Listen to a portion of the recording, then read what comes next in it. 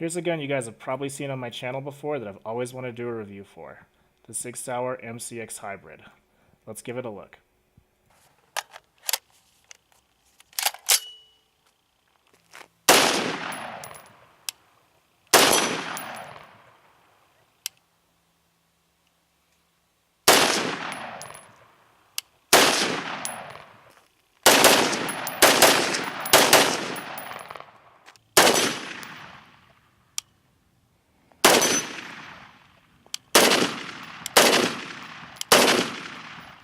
So if you've never seen an MCX before, they're made pretty much to mimic the AR-15 in every way except for internal functionality. It has the standard AR-15 T charging handle, although this one is obviously ambidextrous. It has the AR-15 forward assist, AR-15 shell deflector, AR-15 dust cover, AR-15 magazine release, AR-15 bolt catch and release, AR-15 safety, AR-15 pistol grip. The only parts from another AR-15 that it will not take are the trigger, unless you have the hybrid version, and the buttstock, unless you have this M4 adapter. So what really makes the MCX Hybrid is this adapter piece here that fills in the gaps between the AR-15 lower and the MCX. If you'll notice, the only thing I don't like is that you can buy this adapter separately on sigsauer.com, but that one comes with a QD attachment point right here, which this one is suspiciously missing. And I guess that's just the way they decided to make the MCX Hybrid. So without this adapter piece here, there would be nothing covering up the top portion of the bolt carriage here that says caution. Now I've seen from other videos that even without this adapter, putting a regular AR-15 lower on the MCX upper works just fine. I don't know if eventually this guy is gonna fly off and hit you. I mean, caution might come flying off and take out an eye. But other than that, I've seen it work just fine. So one of the things I love most about the Sig Sauer MCX is the weight. With just the optic on and the bad lever, which I'm sure adds a little bit, this guy weighs 7 pounds, 6.2 ounces. Now compare that to my Bushmaster ACR with just the optic, weighs 8 pounds, 3 ounces, so it's almost a full pound more. Now in typical Sig Sauer fashion, when the MCX was first released, it did have a recall. And that recall was mainly based off of the carrier system. They have since redesigned it. Now all Sig Sauer MCX hybrids post-date recall. So if you get one of these guys, you should be just fine.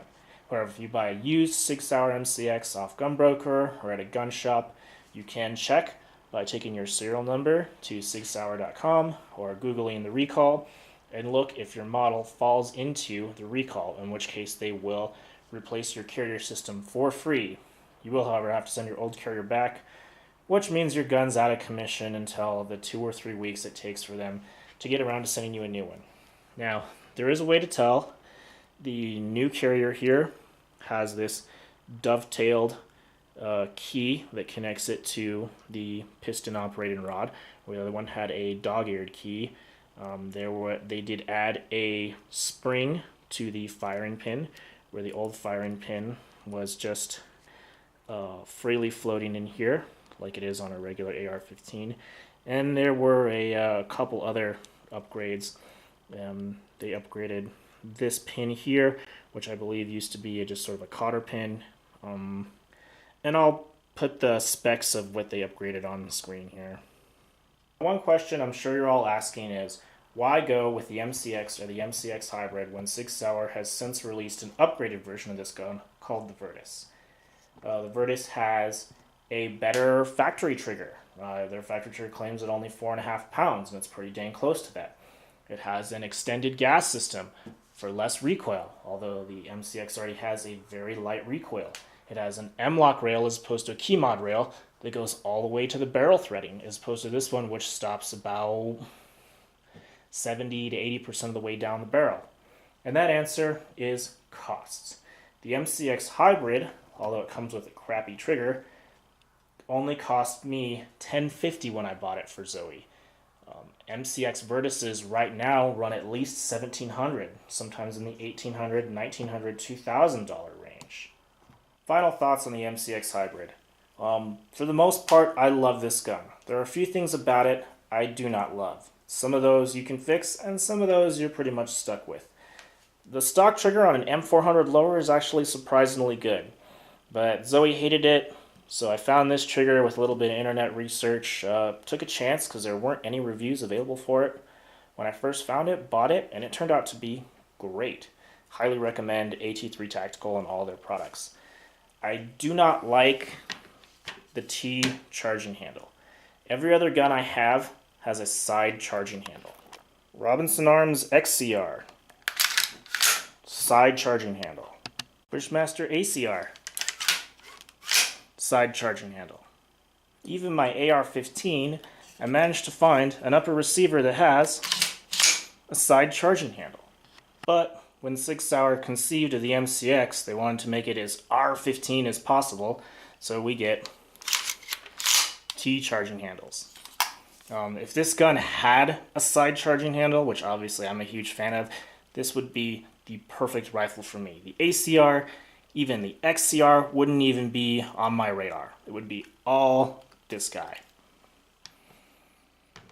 Another thing I do not like about the MCX that you can replace is this 3-pronged flash hider.